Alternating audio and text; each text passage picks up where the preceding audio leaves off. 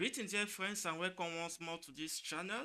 I am Ken Jerry from Afri Revolution Company. In this tutorial, we are going to be solving HND 2022 case study. So we are on section A, part 3, object-oriented programming. Before we get started, if you have not yet subscribed to this channel, please do so because it helps us to produce more content. So we are going to proceed to the question.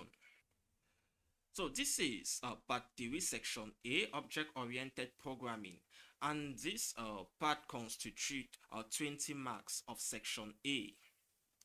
So the first question says, define the following as seen in object-oriented programming. Romans 1, object, 2, classes, 3, methods. So let's move to our slide to answer question 1. So question 1 is asking us to define the following objects, classes, and methods. So objects in OOP are instances of a class, or objects are instances of classes.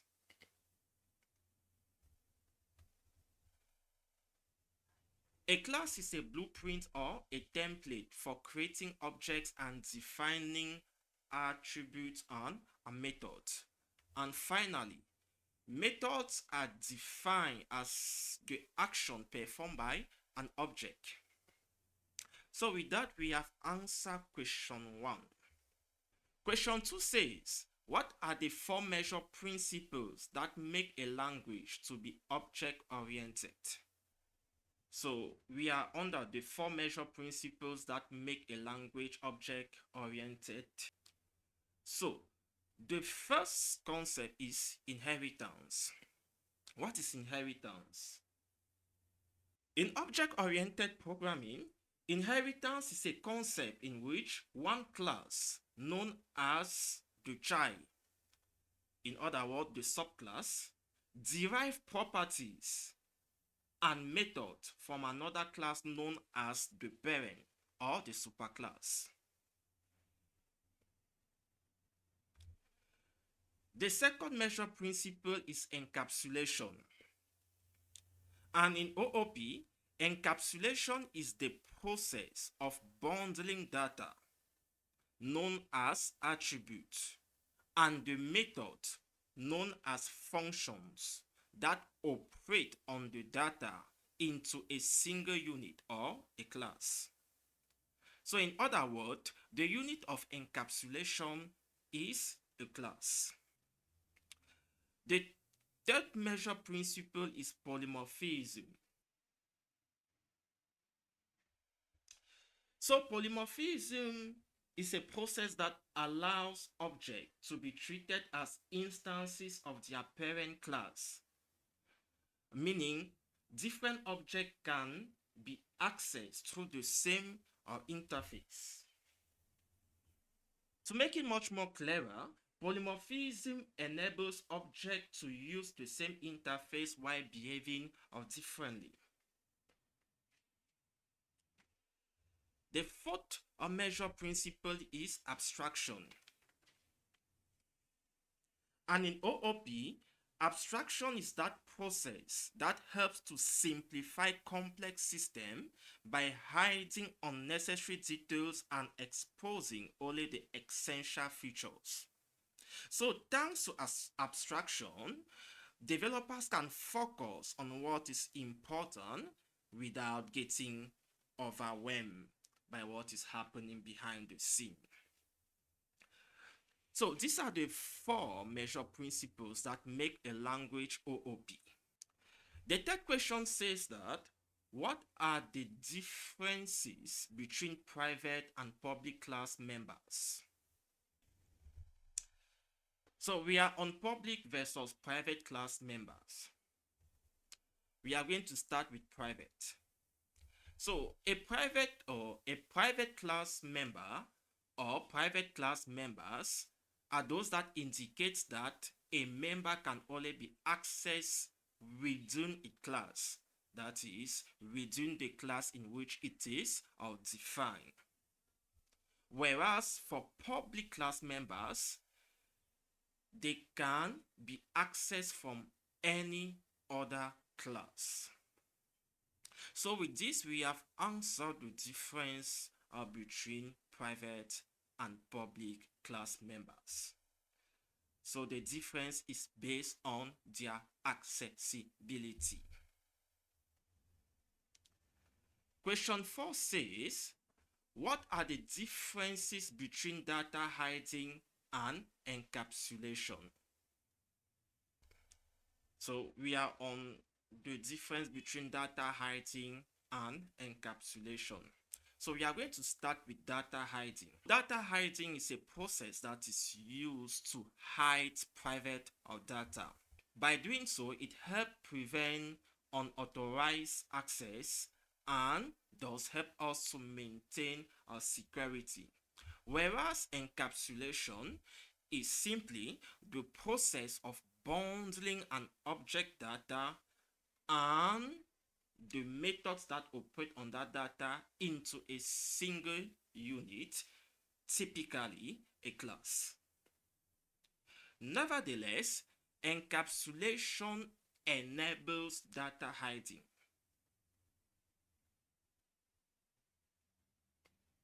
So with this, we have answered the fourth question. So the fifth question says, design a class called cube that has the following data member site of data type double. Supply the following methods to dot. A constructor with one argument, a getter and setter method for the site of the cube. The volume equal to site raised to the power 3. Implement the class cube and write a test class cube test in C++ or Java to verify the functionality of the class cube. So for this exercise, we are going to be using Visual Studio as our IDE, and we are going to be programming in Java. So let's move to Visual Studio Code. So actually, I am in Visual Studio Code, and I have created a folder called Cube Program. So I'm going to move to my terminal. In the terminal, I'm going to create 3 different folders. I'm going to create a class folder, a source folder, and a test folder.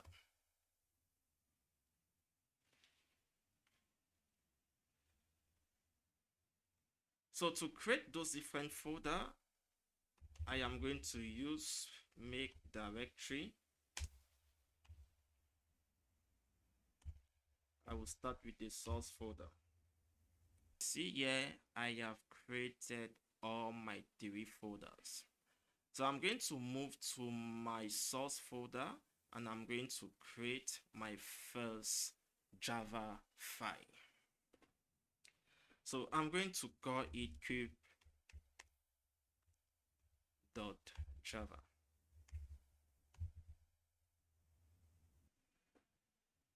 So remember that the question says that we should create a class cube.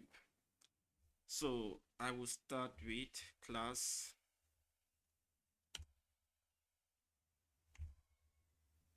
cube.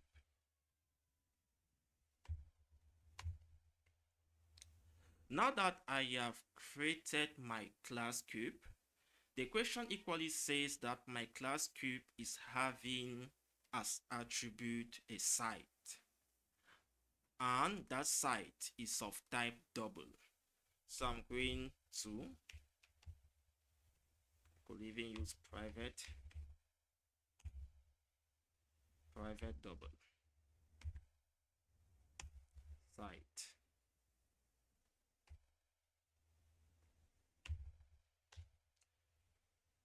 So now that I have created my attribute, then I want to define a constructor. So you have to note here that a constructor is a special method which helps to initialize our state, or to give initial state to an object. So I am going to create my constructor, and a constructor generally have the same name as the class in which it is created, with argument site. So now I have created my constructor. I can move to my getter and setter method. So to add a getter method, I am going, let me add a comment.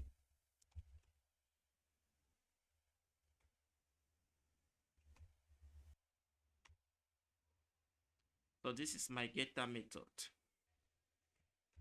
So I'm going to add my setter method.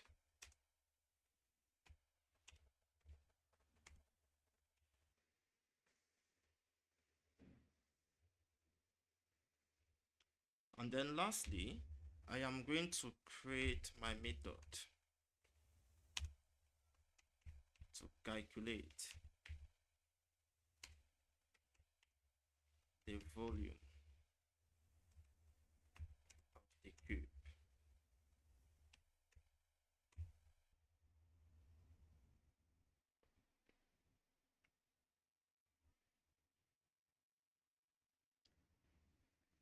So with this, we are done with our class cube.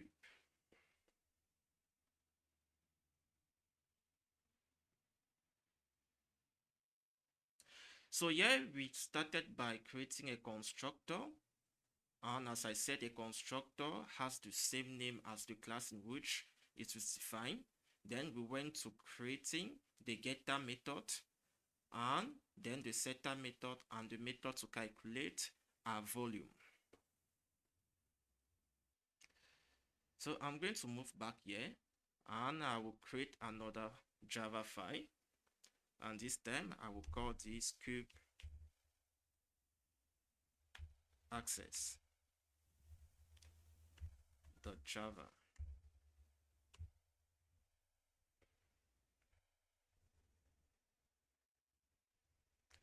So in the cube access.java file, I will start with public class cube access, and then I will add public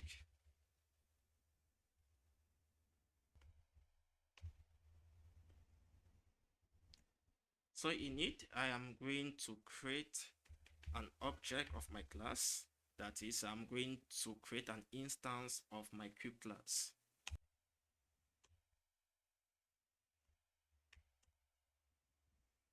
I'm going to call that instance my cube.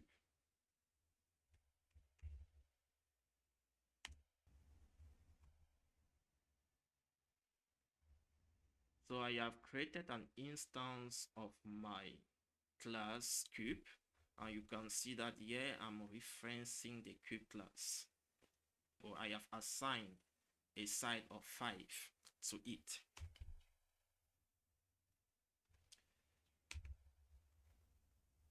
Now I need to access the side of the cube. So I'm going to use system.out.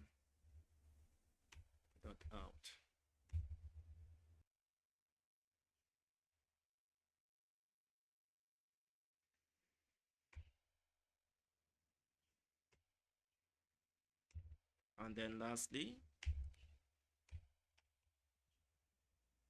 I want to calculate and print my volume.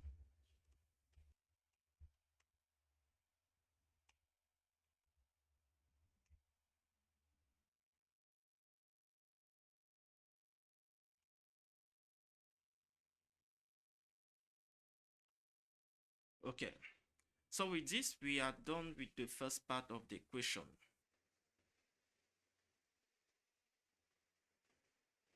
So let's come back to our class cube. Let's look at the code.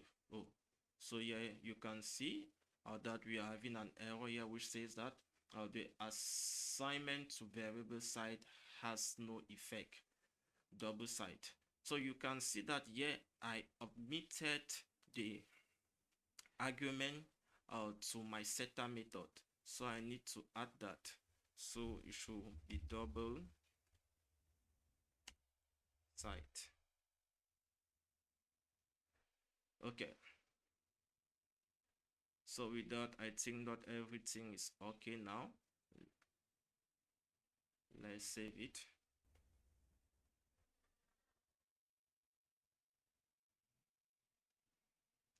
Let's move back to our terminal. So if we move back to the terminal,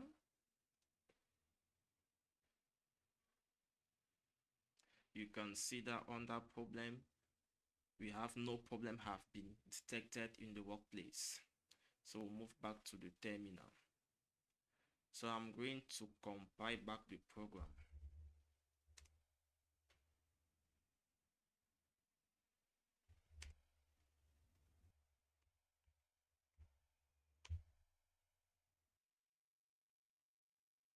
Okay.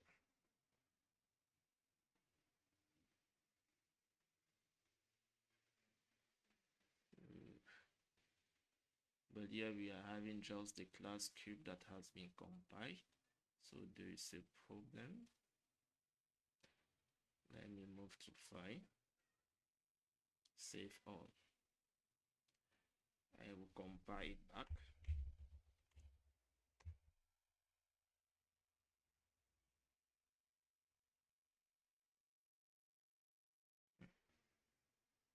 Oh, the same mistake here.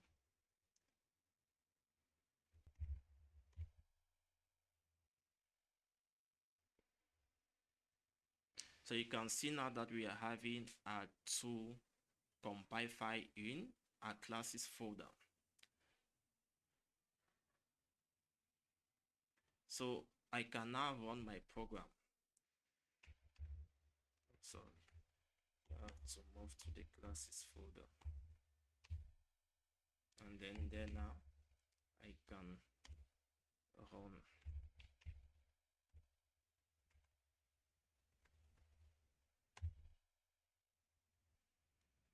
So you can see it here. The size of the cube is 5.0 meters. Volume of the cube is 125.0 cubic meters. So with that, we have solved the first part of the question. So let me close this. Let's move back to the cube class. So let's move to the source folder, the source file. So for this, I started by creating a cube class.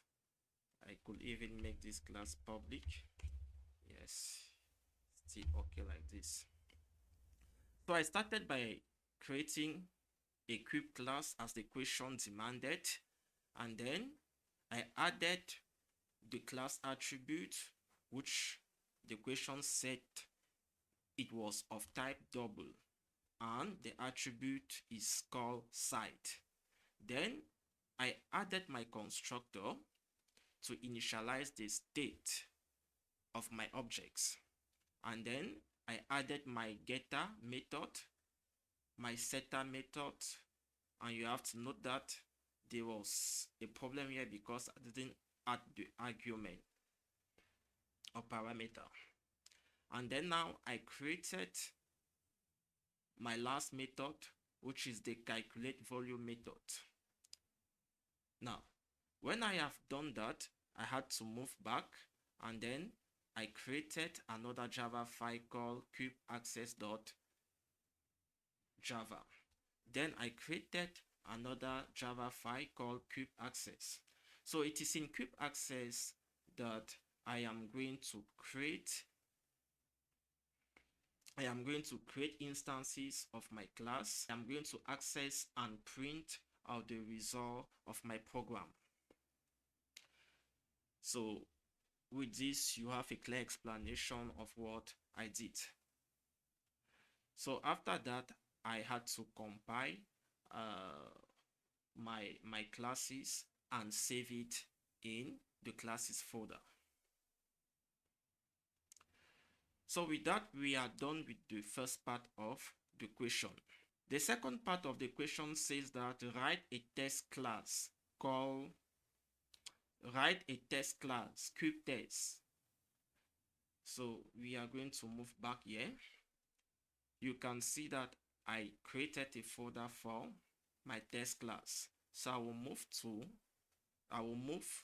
to my test folder, and then I'm going to create cubetest.java. Now that I have created my cube test class, I will need to import certain packages. So the first package I will need to import is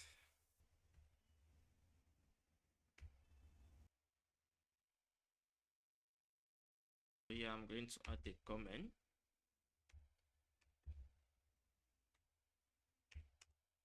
Into my cube test class, the first thing I will start by adding the arrow bars test.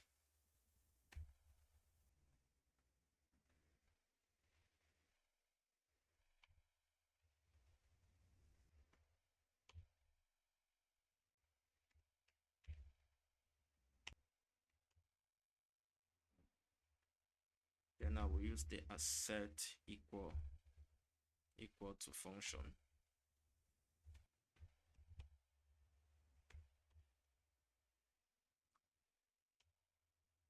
I am going to write another test.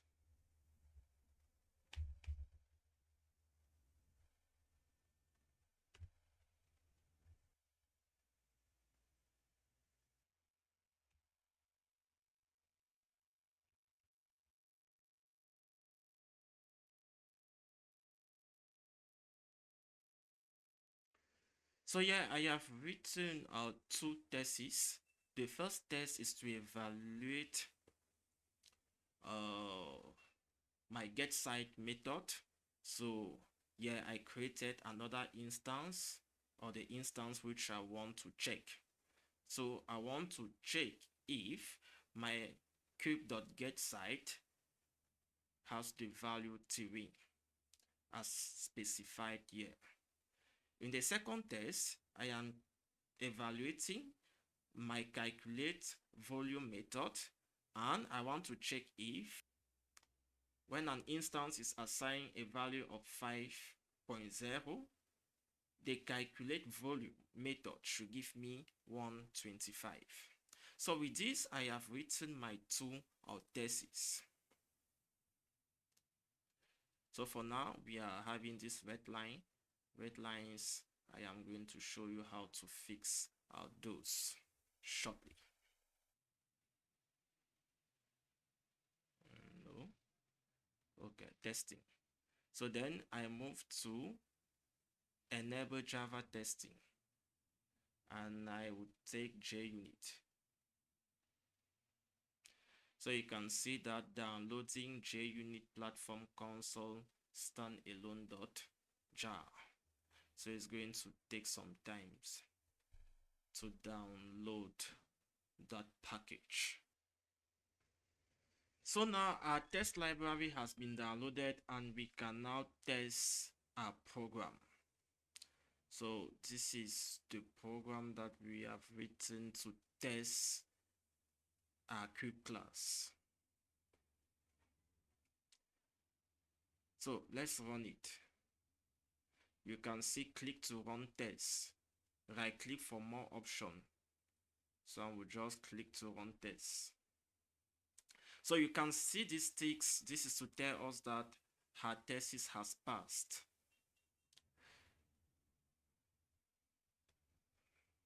So thank you once more for watching this video, and remember, if you have not yet subscribed to this channel, make sure you subscribe. Thanks for watching.